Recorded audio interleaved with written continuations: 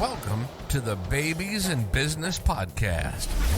Join your hosts, Rachel and Avram Gonzalez, real-life parents and business partners. Each week on Babies in Business, Rachel and Avram create a space for entrepreneurial parents to find their own way.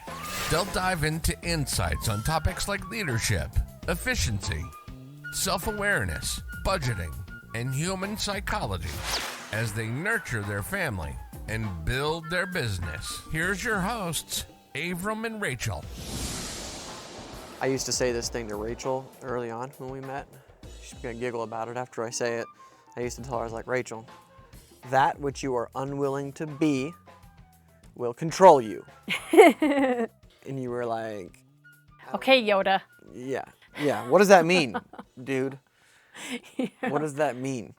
Well, that's what today's podcast is all about. I think that if you take hold of the information that we're going to share with you and get even just a sliver of what we're trying to communicate, it can unlock totally different realities for you. Yeah.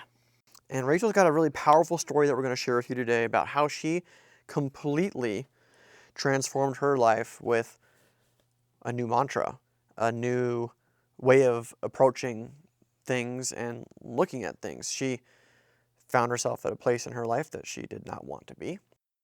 Yep. And I'm going to ask her some questions to find out how she changed it. The premise here really is that if there's something that you want in life that you don't have, it's your willingness to be and do something different that will allow you to have it. Yes. Take us back. I know that you have shared this with folks in the podcast some time ago. Yeah. This is a long time ago. And I think the way that we shared it was like, this is how we met. Yeah. Cute story. Sure. But there's powerful lessons in here. So share with our listeners where you were at in like your mindset before we met. You know, this is the tail end of your first marriage. Yeah, I mean, right at the tail end, I was holding down 3 jobs, hardly sleeping, barely able to pay the bills that we had. My ex had gotten fired from the railroad, was not looking for a job. And like I said, I was working 3 jobs, and I remember my brother, my youngest brother, Walker, calling me and saying, hey, you should come to New Mexico and join me. You can knock doors with me for solar, and it's really good money, and come on down. My boss would love to have you. And that was on a Friday, and that coming Monday was in New Mexico. I drove down. Yeah. She skipped a lot of important parts. It's true. But we're setting the stage for where I was. Yep. And I went down to New Mexico. So I went to New Mexico, and I was not leaving Montana, which is where I came from. I grew up here in New Mexico, but I came back with no intention of divorcing my now ex, but I came back with the hope of making money, changing up my situation. And then the longer I stayed here, so I was staying with my brother Walker, actually, and his family. He had 1 son and 1 on the way. And at this point in my previous marriage, I was like 8 years in, and He told me at the beginning of the relationship that he was willing to have children with me, not even just willing, that we were going to have children. He had a vasectomy, and we were going to get a vasectomy reversal done. We had already put money away into savings for this to this end, and it wasn't 6 months in, and he told me that he had taken the money that we had saved and bought a motorcycle. And that was 6 months in. I stayed with him 7.5 years later than that, beyond that time, trying to come to terms with the fact that I would never have children, but I wanted children so desperately in my life. So when I came to New Mexico, I just thought, something's got to give. And I'm the one having a job. I'm the one actually working to support my family. So I am going to New Mexico, and I am going to do what it takes to make the money. So I did not ask my ex. I just came to New Mexico. So living in this situation with my brother, living at his house in one of his rooms, I got to see the joy of having children, and it just became really apparent to me that that was a deal breaker for me. And I then let my ex know I am proceeding with a divorce. I want to divorce you. Well, I actually went back to Montana and I gave him an ultimatum. I said, you're going to find a job, you're going to actually get the vasectomy reversal, and you're going to do all this in 6 months, or I am done. If you want to keep me, this is the requirement. I felt like I needed to give him the option to opt in and say, yes, I'll change, yes, I'll do this. But in my body, I was just feeling this pit in my stomach like, oh, but what if he says yes? What if he actually follows through? And what if I am married to him? What if I do have children with him? And I just remember we had gone to like Barnes and Nobles right before I got on the plane to go back to New Mexico. And I just felt peace wash over me knowing that this wasn't going to work and he was going to choose the opposite, the things that he had already had chosen.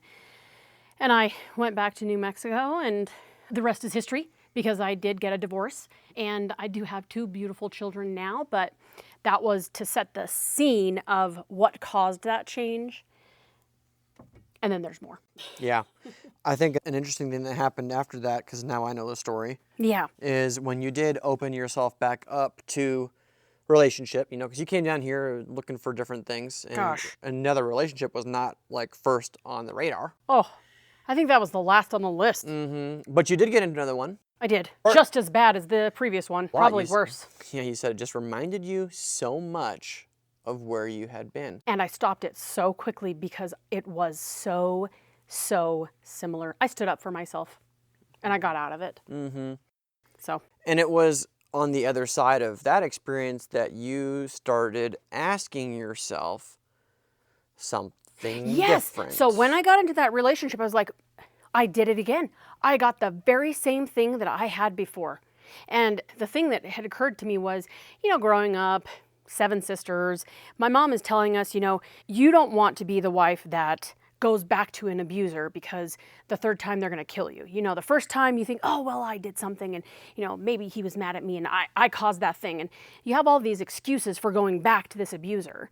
And the 3rd time he is actually going to hurt you enough that he will kill you. So being raised by a mom that was like, don't be that person, stand up for yourself. And I heard this in my head, I've heard it over the years, and that is, if you always do what you've always done, you will always get what you've always gotten. So here I am in this relationship that is pretty much the same, carbon copy of what I was in previously, except for that there was no promise of children. There were certain circumstances that were different, but the way he treated me was very similar.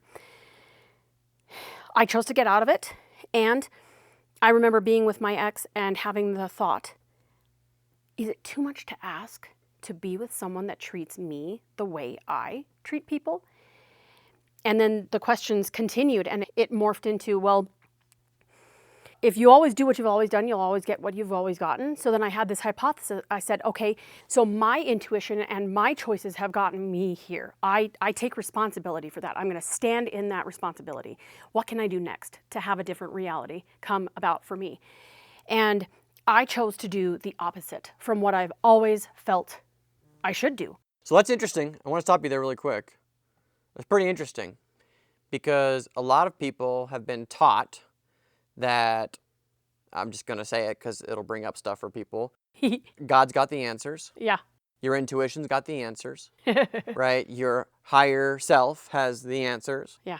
But what we don't realize is that when we're human beings in a body, it is really difficult to hear from the source the information that you're seeking and not filter it through all of your prejudices and points of view. Yeah. So what you hear as your intuition, and I'll say it, God's voice can often be influenced by your own personal bias. So absolutely. You recognized this. I experienced that in my life. So yes, I recognized that your picker was not working. I recognized that I was the common denominator in getting what I had had in my life. 2 abusive men. So you're like, I couldn't have gotten a worse result, really. Yeah. So if I do the opposite, it could work out. Absolutely. Absolutely. So it went so far as so shortly thereafter, or maybe I had met you at this point. Okay.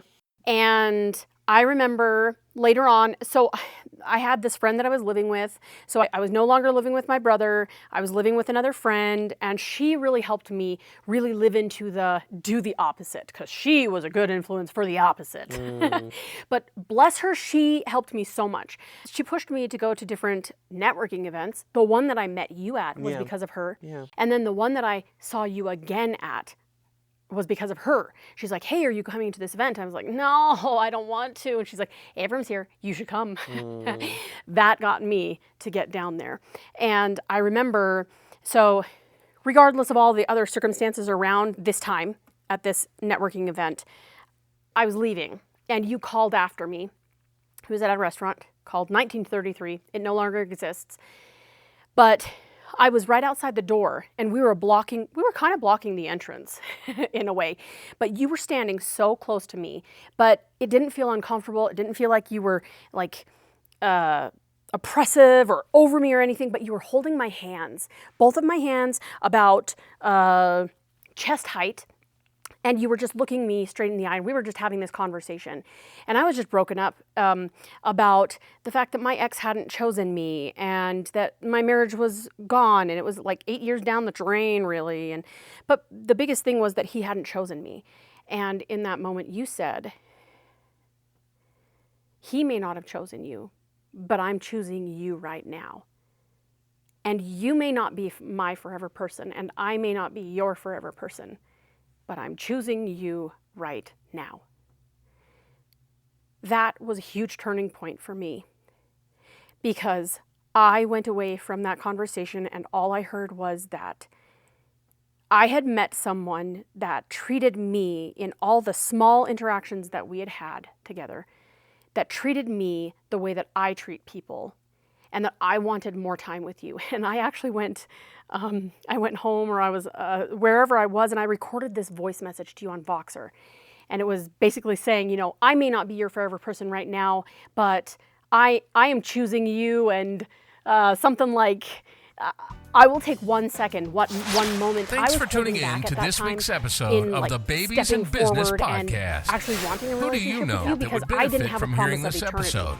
I Share grew it up with Mormon, them and post about it on social media. A marriage should You be can for find the show eternity, notes for and this it needs to last episode, forever, free and downloads, and all these connect with the things, rest and of the I made it community mean something, at but I wasn't willing to really step forward and say, babiesandbiz.com. no, We'll I'll see take this you moment. I'll take next this second. time. I will take whatever time I can get from you. And it was shortly after that we actually got into a relationship. Yeah.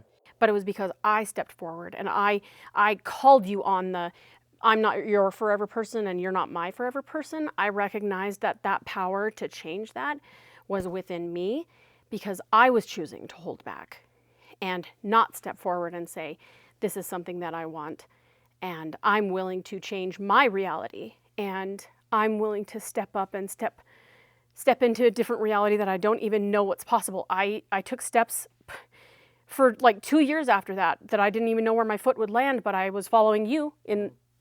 You, along the way, you broke a lot of the sacred vows of religion. Yeah. Like, this is a big sticking point for a lot of folks, right? And it's not saying that you need to like do no, what but Rachel this was my did. journey. This is was a my journey, right? And the lesson is still there, right? You were willing to break the vow of eternity. Yep. To have something different. Yep. That took a lot of courage. Yeah. Right? And not every single one of your choices that you made was quite as big. No, of as course. That, right? But imagine if you hadn't have been willing. Yeah. None of this life that we've created together would have happened. We wouldn't be here recording the podcast. We wouldn't have these 2 little boys. We wouldn't have a business. All these things. It was just, for me, it was me being willing to say, I am willing to be wrong. I know that my choices got me to where I am. I don't want to be where I am. And I got to see my hypothesis live out to get me a different reality.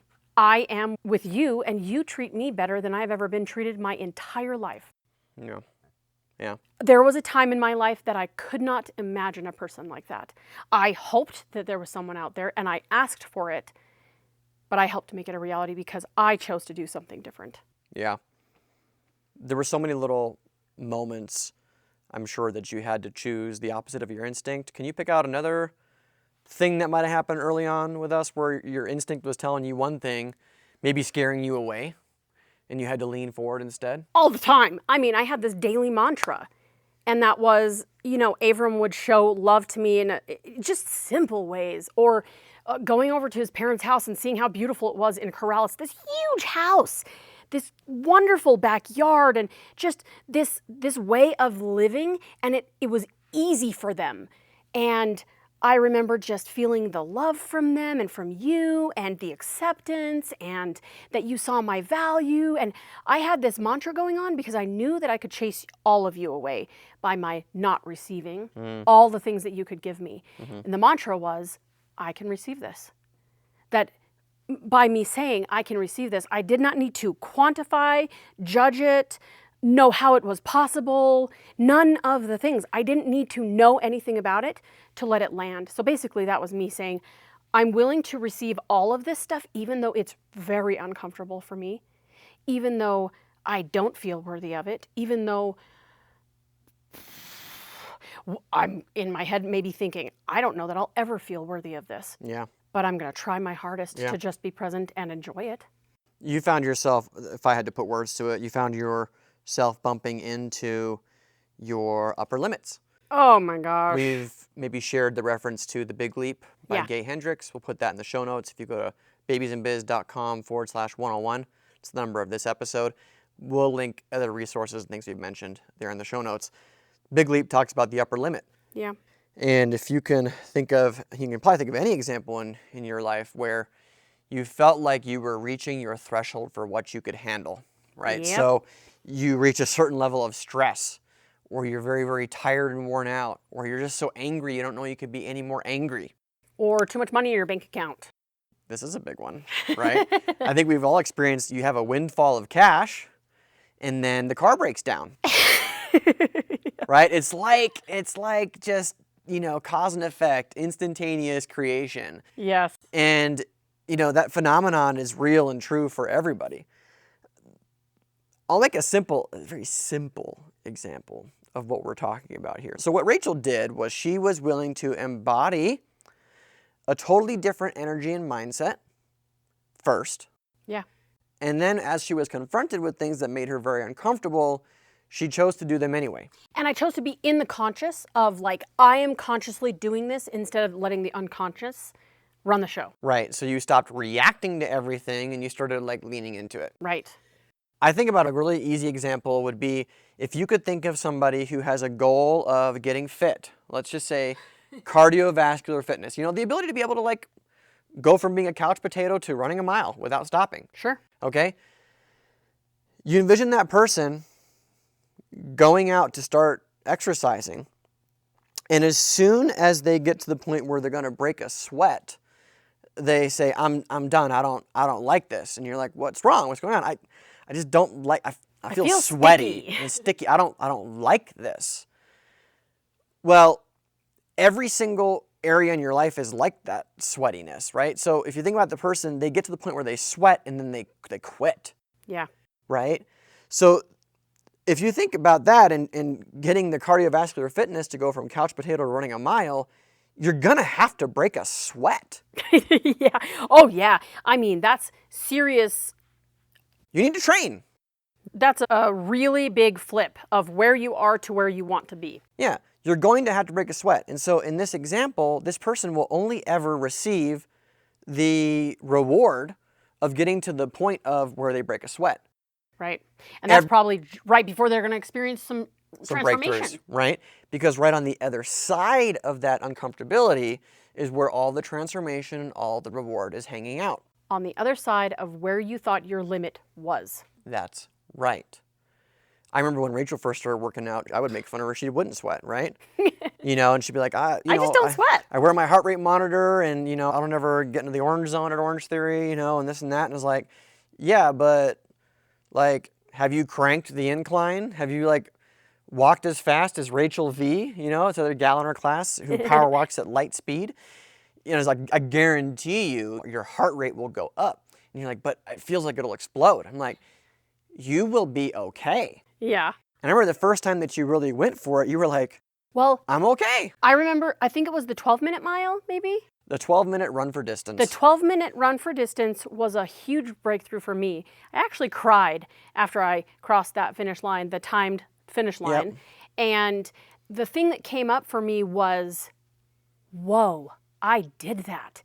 My body is capable of that. So all of my life, I had been taught to be mentally tough, but not physically tough. Yeah, we did things around the farm. We had pigs and cows, and I milked a goat, and we had a garden, and then it was turned into child labor, and I worked for my dad's business, earning money for our family at the age of 8. But so I knew what that was, but I had never known what physical fitness was. Mm-hmm. I was mentally tough. I would say that I'm very mentally tough, that I can really change things. I taught myself how to read. And I found somebody that treats me the way that I treat people and better. And when I was on that tread, I just remember thinking, I never thought this was possible for me. Mm-hmm. Because I think the thing that I had thought my identity was around fitness was, well, I'm not fat, so am I in shape or out of shape? I was raised to think that working out was only for fat people. Basically, sure. You get into shape. Working out is getting back into shape. It's not staying in shape. It's not building muscle. It's not all these things. So there was a lot of things that I was bumping up against. I want to touch on something that you shared. You didn't have the perspective of what fitness really was. You had no idea what you're capable of. No idea what the limit was. So you just had a whole bunch of ideas about what it was and what it wasn't. Absolutely. Which made you a very small person in regards to how you showed up. Absolutely. We talked about you being an Olympian a couple episodes ago. Yep. Right? Big difference. What you experienced was somebody like me with a different perspective. Oh, yeah. I have already crossed that line. I had already sweat. Oh, right? Yeah. To look and turn around and say, look, you're going to be okay. And you can do this. And I have watched how you've shown up before, and I gave you a target. I was like, look, if you run 5 miles an hour, you will do a whole mile in that time. Yes. And you were like, I have never done that. Right, but I think I can. And you were sure that I could. I said, you can definitely do it. And then you went and did it. Yep. Right? And so what you decided was, you said, I am willing to show up different today, play all out, and go beyond what I think is possible. Yes. Just to see what could happen. Yep. Absolutely. Right? Yeah. And fitness is such an easy example of this. When we look at things that are maybe like a little bit more sensitive for folks, like money or success, where are all the places in your life where you've come up against your boundaries and said, well, it works for them, but it doesn't work for me, right? I can't do that. Yeah, like I can't possibly work more right now. Sure. There's a lot of I can'ts and I won'ts. Yeah. And a lot of reasons, right, that we choose not to step forward. Sure. And I think that the biggest thing that I've learned is that on the other side of the uncomfortability is where all the transformation is. 1,000%. Absolutely. There are some viewpoints that were dashed from my childhood by getting a job and being able to pay my bills. So I was raised to believe that I would never be able to take care of myself. And when I got my first job, those beliefs, those things that I was told were dashed, completely dashed, because I realized just how easy it is to get and keep a job and make more money, work overtime, get a second job, get a third job, move somewhere that you don't even know anybody, start something new. Was any of that easy? No. Another question. Did it require more of you than you had before? Absolutely. Did it require more energy from you? Absolutely. Did it require more time from you? Absolutely. Did a lot of them require more money from you? Yes. So what you're saying is, previous to each of your breakthroughs, you were unwilling to devote parts of yourself and resources that you maybe didn't think you had in order to get it. Yes. There were so many assumptions and judgments that I had prior to my previous breakthroughs. And then once the thing happened and I saw, oh my gosh, it's easy to get a job. It's this, it's that. I remember filling out my first job application and being confronted with the fact that my dad told me that we had a high school diploma. That, you know, in New Mexico, you can set up your own high school thing and you can be the principal, and that's what Dad did. And they had this high school diploma for us, but it didn't mean shit. I didn't know all the things that maybe I wanted to know from high school. So I put myself in high school online when I realized that that wasn't my choice. And I'm here filling out my first job application, and I am being confronted with the question, do I answer it the way my dad told me to answer it? Yes, I have a high school diploma. Or no, I don't have education. I was confronted with that, and I didn't know how to fill that out. And I felt a lot of stuff come up for me when I was filling out that job application, because women shouldn't get jobs. Women should take care of their family and have children and be a wife and a mother, and that is all that they are worth in life. So I came up against all of these things, getting my first job in Montana. Yeah, would you say that you were given a fair chance in life? No. So it's not about fairness. No. Right? Success is not about fairness, about where you started. Absolutely not. Right? See, that's the thing, is some folks are like, well, I can't have that because of my circumstance. Sure. Or where I came from. Or any number of reasons. Yep. But like, most of life is not fair.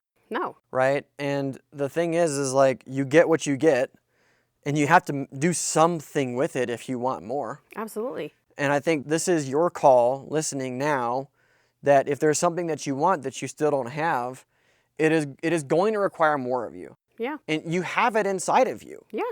You just have to be fed up enough with the reality that you are in to even entertain the fact that if you changed something up, you would change your stars. Right away. Immediately. I saw results from my change back in 2018 when I moved back to New Mexico instantaneously when I made that decision to make opposite decisions instead of following my gut or my intuition. It's magical, you know, if you think back on your life, anytime that something major changed, it was on the back of a decision that you made. Yeah, absolutely. A decision that I am not happy with where I am. I'm not happy being fat. I'm not happy being abused. I'm not happy with the never having money. I'm not happy with just scraping by. Whatever those things are that you're willing to say I'm not happy with, and you require more from the universe, from yourself, and you're willing to do whatever it takes, that's where change happens. Because I learned how to read because I said, I'm going to do whatever it takes. It means that if my siblings are in the pool swimming, I have found a book to read, or I have found some kind of manuscript or something that my mom had provided for us, and I was studying. And I would try to rope my siblings in, my younger siblings, and I would quiz them, and they could quiz me, and we could work back and forth and learn. But that was me being willing to say, I'm going to read. I'm going to learn how to read, and I'm going to do it myself because no one is teaching me. Yeah. There's a lot we could share about this. Yeah.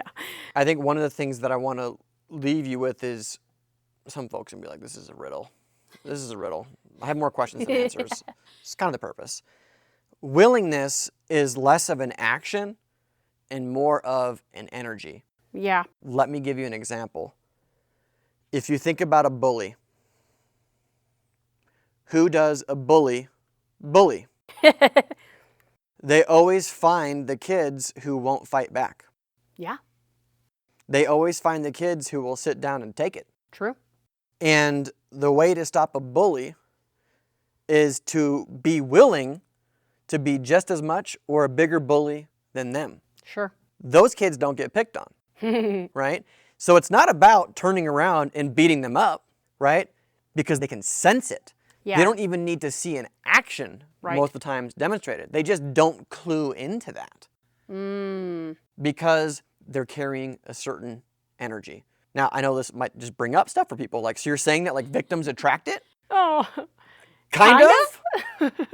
Kind of. Let's just say that they are being a certain energy that makes it easy for folks to prey on them. Yeah. It's because inside of them, they are not willing to be and match that same energy, that same intensity. So, do you need to become a bully in order to stop them from bullying you? No. But you need to be willing to be it. Yeah. So, that which you are unwilling to be will control you. Yes. Like the sweater, right? You don't want to break that sweat. That's going to control the rest of the outcomes for your fitness. You don't want to do X, Y, and Z when it comes to your finances, and you've written these rules in place. That's going to control your upward trajectory forever. You don't want to get divorced from the husband that is beating you and denying children. You'll be miserable. You'll be stuck there. And you're going to continue getting beaten, and you're going to continue thinking that you deserve it, because that was me. So everything that you need to achieve more and better and greater things in your life, you have within yourself. You do. And there's these critical moments in your life that come up, like Rachel shared today, that are the inspiration for a new change and a new future in you. The question is, like, will you rise up to meet it? Will you say yes to the invitation? Because that's all you have to do. And go on the ride. You just have to say yes and then just keep showing up. Yep. Tell yourself, I can receive this. I can definitely do it. You don't have to see the whole path to do it. You just got to take the first step. The first step is what gets you on the path. That's it. We're charged up about this. We're really fired up, right? Because we've been seeing so much shift and change in our life, and we're sharing it on the podcast because if it helped us, it can probably help you, and it can probably help another friend too. Yep. So one of the things we're going to also include in the show notes in today's episode, if you go to babiesandbiz.com/101, there's a link for you to sign up and attend the Genesis event that we attended back in May. Yes. And you can have some of what we're having. And as I've shared in previous episodes, we receive no compensation. There's no incentivization. No way. For us to share this with you, other than we want what is possible for you. And if you can have just a small part of the joy and the transformation that we're experiencing, we will feel complete in our recommendation of this program. Absolutely. It has truly transformed everything about the way that I look at the world. Have I created change in my life previous to this? Yes.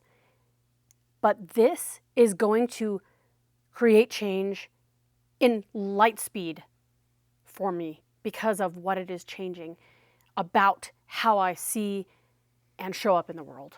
Yeah. So we invite you into that change to come along with us.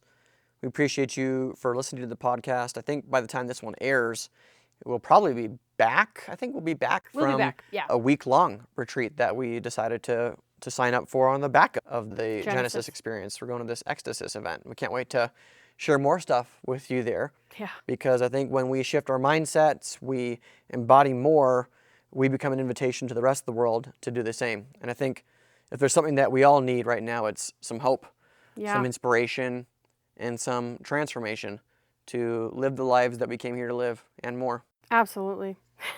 So that being said, we appreciate you for listening. Bye for now. Thanks for tuning in to this week's episode of the Babies in Business podcast. Who do you know that would benefit from hearing this episode? Share it with them and post about it on social media. You can find the show notes for this episode, free downloads, and connect with the rest of the community at babiesandbiz.com. We'll see you next time.